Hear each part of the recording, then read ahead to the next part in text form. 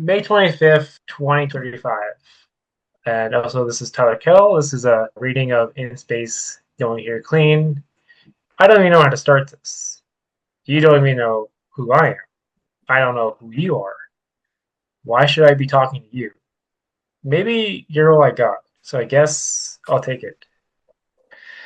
God, I hope you're not some weird alien with a clown fetish or a creepy Earth dude with a hentai fetish. Whatever. I'll just take the chance, right? I should start with telling you who I am. That would be the normal human thing to do. My name is Matt, and I'm the janitor on the CSS Douglas, a spaceship. And we're currently a few weeks into a year-long voyage. Okay, you must have questions. Like, what is a borderline alcoholic college dropout janitor with a questionable mental state doing on a spaceship? And what's the destination? You'll find out. Just sit tight. Just let me start by telling you about my day. This morning I woke up like I normally do, strapped to the wall in my tight 10 by 10 room.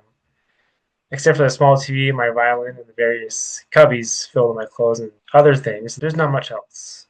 When I first got here, it reminded me of a prison cell. And as I woke up this morning, I still thought that. Not that I've been in one, I should say. Mostly every morning, I think about going back to sleep. And that morning, I had been having this lovely dream about Roxanne. I wanted to see if I could somehow re enter that dream. But I decided against it because who was I kidding? Not like you can get on and off a dream like it's some train. No, no, as soon as you wake up, it's gone. Damn. Why do dreams have to be like that? And also, I knew that I was just delaying dealing today. Deep down, I knew that Zay was still going to be waiting there with a familiar array of dickheads, heightened anxiety, and general shittiness. Space fucking sucks. What? Did you think that space was awesome? Did you watch Interstellar too many times and Alien not enough times? You'll see why it fucking sucks. Slowly, I distracted myself and floated out of the blinds. Feeling groggy, I made way to the door and left the room.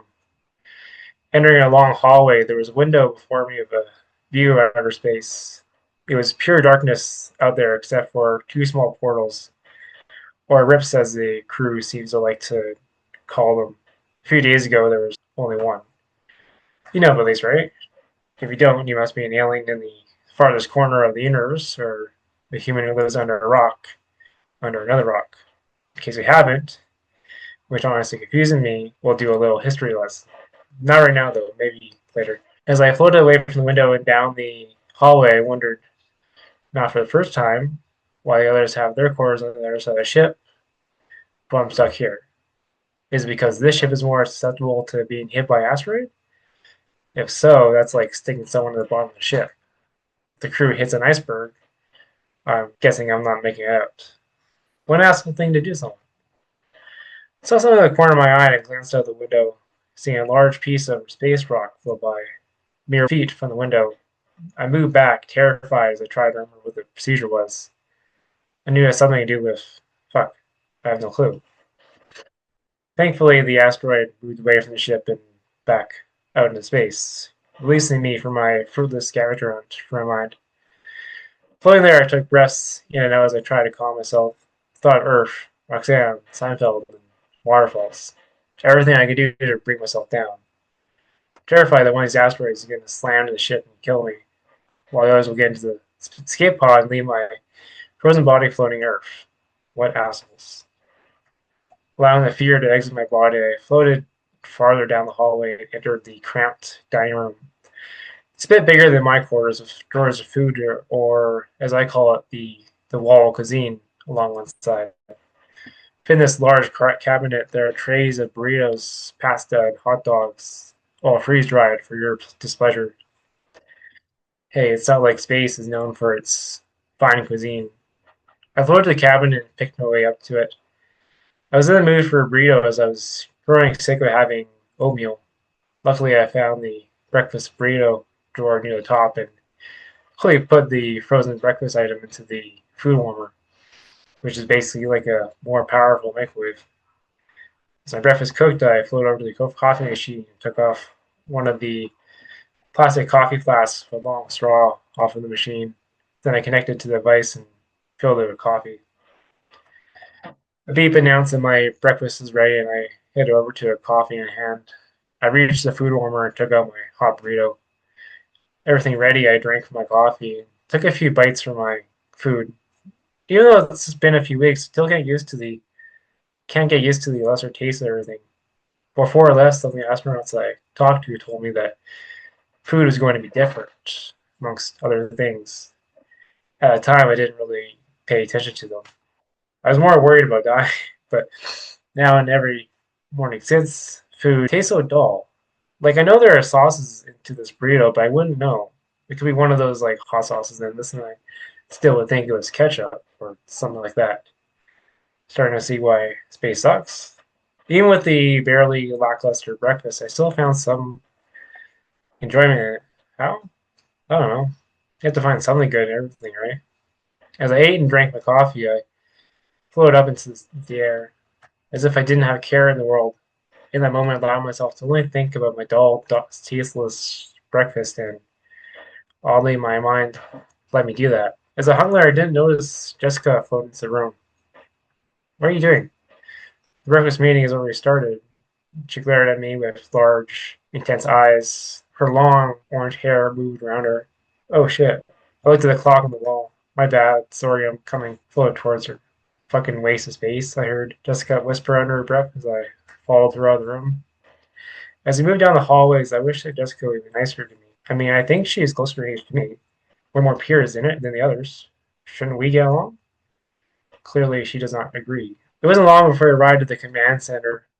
It's a large room of screens, a massive window into space, and a command console, as Captain Steve calls it, when really it's just a wheel with a seat and some buttons.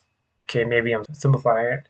But to be fair, I have no idea what anything does in this room. There's a long table in the middle of the command center where Captain Steve, Marcus the robot, and Luke were already waiting. Steve and Luke directed annoyed looks at me as Marcus glanced at me. Thank you for joining us. Captain Steve, a heavy-set older man with a thick mustache, sat from his place at the front of the table. Luke, a thin, 40-year-old man with taped-up, horn-rimmed glasses, stared at me as Jessica and I joined them. Sorry, I sat or floated next to Marcus, our onboard android. Built out of metal, he has arms, legs, and feet. Like a human, except, he's not a human. Oddly, he's always dressed in overalls, similar to the ones we wear. I don't know why he does this. Maybe he has everything that humans have, too. If so, I could get it. I never asked him about that, just to be clear. I did ask him once how much he costs. He told me that he had no idea. I like Marcus. Out of everyone, he treats me well. Now that Matt has decided to grace us with his presence, we can begin. Steve took a sip from his coffee. Where were you? Marcus whispered, looking over me. Lost track of time. I looked her back. How do you lose track of time? Marcus asked, in confusion in his eyes. We'll talk about it later. I looked back as Steve took a well-folded piece of paper out of his pocket. First of all, I need to do the mental check-in. Steve took a paper out of his pocket and furled it and started to read off of it. Now, does anyone on board feel unwell? Steve looked around the table. Me. Right here, I want to say. Everyone shook their heads. Is anyone considering mutiny? Again, Steve glanced around us. Everyone shook their heads while I allowed my mind to daydream about mutiny. God, who do I start with? Luke or Steve? Tough choice. Does anything have anything they want to discuss? Steve didn't even look up from his piece of paper. At this point, I considered bringing up the plethora of passive-aggressive comments that are directed toward me. One's like, I thought you knew how to clean, and how did you even manage to get on this ship? You know how long I had to go to school to come here? Too long. Okay, that last one felt more aggressive. Nope. Is everyone happy? Excellent. Steve puts the sheet away. The whole thing is a waste of time. Does the CSA truly believe that a sheet of paper will stop mutiny and murder? Do they think that? All right, you can't talk to me. Maybe if you're me and you're not weird, you can tell me what you think. And secondly, we should be coming on Mars in a few weeks, surprisingly ahead of schedule. Steve explained like he was dad on a road trip. Considering that, is the device going to be ready to go, Luke? Steve trained his eyes on Luke. It's looking good so far. I still do some tests, but we should be okay once we get to the supernova. Luke responds his monotone voice. barely looking at Steve. Just gotta help him out and use Marcus as well. I want that thing tip top and ready to go. Steve takes a breath and his little smile fades from his face. Lastly, HQ wanted me to tell you that 5 ships have gone down. 2 didn't make it off Earth, and they didn't tell me what happened to the other 3. If I were you, I would assume portals or asteroids. Space is dangerous, folks. This is a reminder to be vigilant and ensure we are following our duties to the T. As is ever more important that we succeed, you don't. Well, I don't need to tell you what's going to happen, right? Steve stares around the table as if he's trying his best to get his message across. And Matt, I've been noticing one too many dust bunnies around the ship. Let's shape that up, okay? Steve glanced at me. Okay. Took a slurp of coffee. Dismissed, Steve said, and went over to the console. The rest of us left the room.